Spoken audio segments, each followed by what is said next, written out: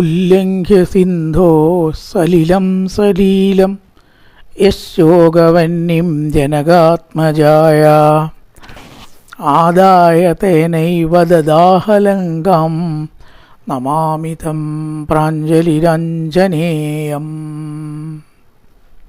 നമസ്കാരം. സന്ധ്യാവന്ദനത്തിലേക്ക് എല്ലാവർക്കും സ്വാഗതം. ഇന്ന് ഹനുമത് ജയന്തി എന്നാണ് പറയപ്പെടുന്നത്. ഭക്തി കൊണ്ട് ഏറ്റവും ഉന്നത തലത്തിൽ എത്തിയാൽ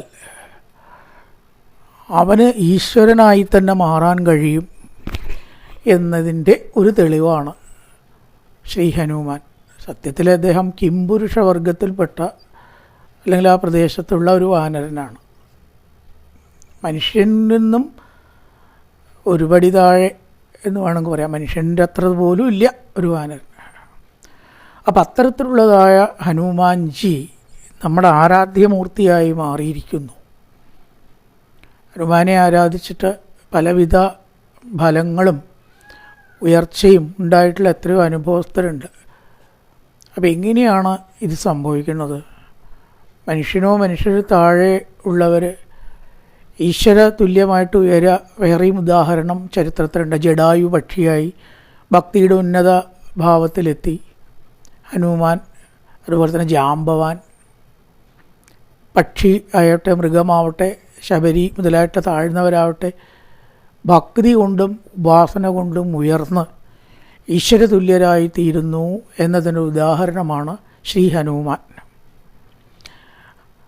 ഇവിടെ ശ്ലോകത്തിൽ പറയേണ്ടത് ഉല്ലംഘ്യ സിന്ധോ സലിലം സലീലം.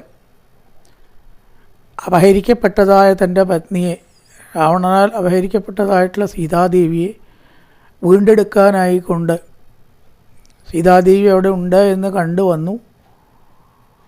അതിനുശേഷം രാവണനെ ജയിക്കണം. അവിടെ പോയി സീത അവിടെ ഉണ്ടെന്ന് ഉറപ്പ് വരുത്തി ശ്രീരാമചന്ദ്രൻ കൊടുത്തതായിട്ടുള്ള മോതിരം സീതാദേവിക്ക് നൽകി. സീതാദേവിയുടെ ചൂടാരത്നം തിരിച്ച് ഇങ്ങോട്ട് കൊണ്ടുവന്ന് ഭഗവാന് കൊടുത്തു ശ്രീരാമചന്ദ്രൻ. ഉറപ്പാവാൻ, ഇതേ കണ്ടു എന്ന് വെറുതെ പറയല്ല. ഹനുമാൻ വെറുതെ പറയില്ല എന്ന് രാമൻ അറിയാം. എങ്കിലും ഒന്നും കൂടി ഉറപ്പിന് വേണ്ടിയിട്ട് ഇത് തിരിച്ചു കൊടുത്തതാണ്. ആ സമയത്ത് ഭഗവാൻ പറയേണ്ട ദേവൈരഭി സുദുഷ്കരം. ഹനുമാൻ, ദേവന്മാർക്ക് കൂടി സാധിക്കാത്ത പ്രവൃത്തിയാണ് നീ ഇപ്പോൾ ചെയ്തത്. സമുദ്രം ശതയോജന വിസ്തീർണം എന്നാണ് പറയണത്. ഒരു യോജന എന്ന് പറഞ്ഞാൽ 3 കിലോമീറ്ററോളം ഉണ്ടാവും. അപ്പോൾ 100 യോജന എന്നാൽ 300 കിലോമീറ്ററാണ് ഇവിടെ പറയണത്. അതുണ്ടോ ഏതോ അതൊന്നും നമുക്കറിയില്ല. എന്തായാലും ശതയോജന ചാടിക്കടന്ന് സീതാദേവിയെ വൃത്താന്തം അറിഞ്ഞ് അടയാളവാക്യം പറഞ്ഞ് ചൂടാരത്നം തിരിച്ചു വാങ്ങി രാമനാമാങ്കിതമായിട്ടുള്ള മോതിരം ദേവിക്ക് സമർപ്പിക്കുക എന്ന് പറഞ്ഞാൽ ദേവന്മാർക്ക് കൂടി സാധിക്കാത്തതാണ്. അതുകൊണ്ട് ഈ ലോകത്തിൽ ആർക്കും തരാത്ത സ്ഥാനം അങ്ങേക്ക് ഞാൻ തരാം. മാറോട് കൂടിയിട്ടാണ്ട് ചേർക്കുകയാണ്. പരമാത്മാവിനോട് കൂടി ജീവാത്മാവ് ചേർന്നാൽ പിന്നെ ഇനി അതിലും വലിയൊരു അനുഗ്രഹം എന്താ ഉള്ളത്? അങ്ങനെ ഭഗവാൻ മതിമറന്ന് മാറോട് ചേർത്തിട്ടുള്ള സംഗതികൾ വളരെ കുറച്ചേ ഉള്ളൂ. ഒരക്രൂരൻ, ഗോപസ്ത്രീകൾ, മഹാലക്ഷ്മി, സഹപാഠിയായിട്ടുള്ള കുചേലൻ, ഇതൊക്കെ നമ്മൾ കേട്ടിട്ടുണ്ട് എന്നല്ലാണ്ട് മതിമറന്ന ആരെയും ഭഗവാൻ തന്നോട് ചേർക്കുണ്ടായിട്ടില്ല എന്ന്. പക്കൂട്ടത്തിൽ ഒരാളാവാനുള്ള ഭാഗ്യം കിട്ടിയ ആളാണ് ശ്രീ ഹനുമാൻ. ഇതിനൊക്കെയുള്ള കാരണം അദ്ദേഹത്തിൻ്റെ ശ്രീരാമചന്ദ്രനിലുള്ള ഉറച്ച വിശ്വാസമാണ്. എത്ര എത്ര രഘുനാഥ കീർത്തനം തത്ര തത്ര കൃതമസ്തകാഞ്ജലി ബാഷ്പവാരി പരിപൂർണലോചനം മാരുതിന്നമധരാക്ഷസാന്തകം. എവിടെ രാമകഥാപ്രസ്താവമുണ്ടോ അവിടെ എങ്ങനെ ഇരിക്കുക? ഉറക്കം തൂങ്ങിയിട്ടോ വേറെ ശ്രദ്ധയോട് കൂടിയിട്ടോ അല്ല. 2 കണ്ണിലും വെള്ളം നിറച്ച് സ്വയം മറന്ന് രാമകഥയാകുന്ന ആനന്ദ സമുദ്രത്തിൽ ലയിച്ച് തന്നെപ്പോലോ പരിസരത്തെക്കുറിച്ച് ഒന്നും അറിയാതെ ആനന്ദാബ്ധിയിൽ മുങ്ങിയിട്ട് അവിടെ ഉണ്ടാവും ഹനുമാൻ. രാമനെ ഭജിച്ച ഹനുമാനെ വേറെ ഭജിക്കേണ്ട ആവശ്യമില്ല എന്നാണ്. അവിടെ ഉണ്ടാവും. അവിടെ വരാതിരിക്കാൻ ഹനുമാന് കഴിയില്ല.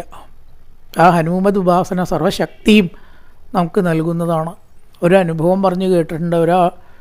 കുറേ ആൾക്കാർ കൂടിയിട്ട് ഒരു വണ്ടി, കാളവണ്ടി പോലത്തെ ഒരു വണ്ടി ഒരു കുഴിയിൽ നിന്ന് കയറ്റാൻ പാടുപെട്ടു. വളരെയൊക്കെ ശ്രമിച്ചിട്ടും ആ വണ്ടി കയറിയില്ല.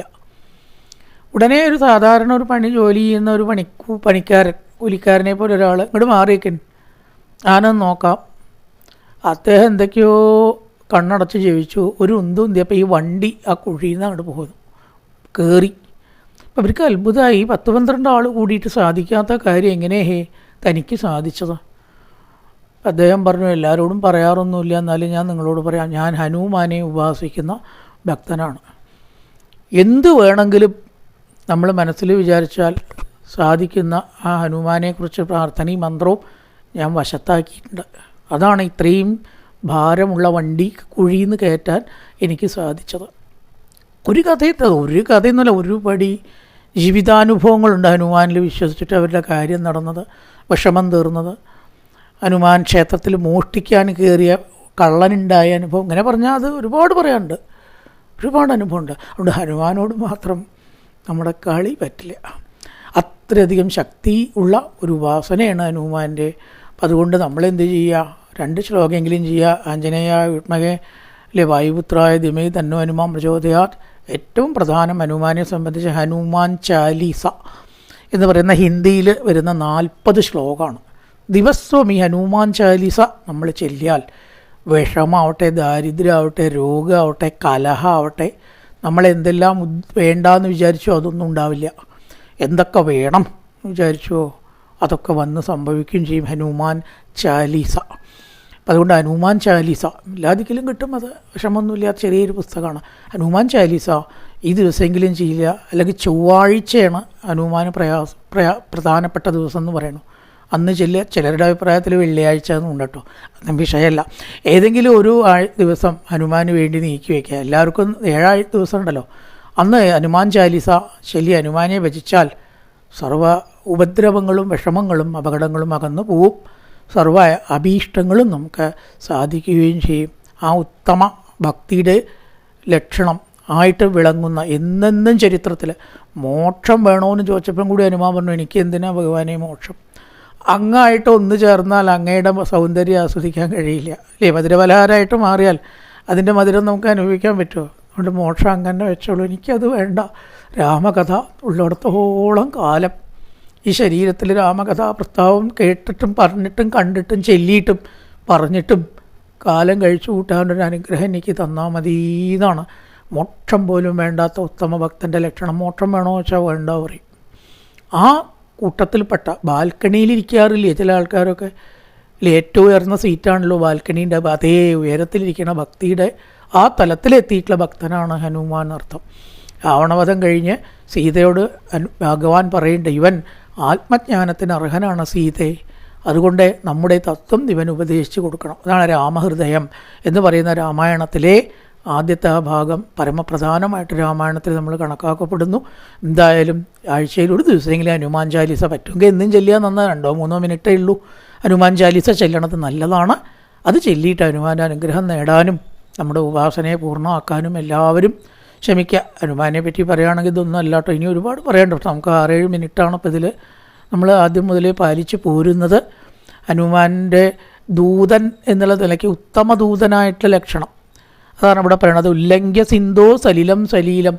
കളിയായിട്ട് അത്രയും സമുദ്രത്തെ കടന്ന് ആ സീതയുടെ ദുഃഖമാകുന്ന ചൂട്, വിരഹ ദുഃഖമാകുന്ന ചൂടുകൊണ്ട് എന്ത് ചെയ്തു? ദദാഹ ലങ്കാം, ലങ്കയെ ദഹിപ്പിച്ചു.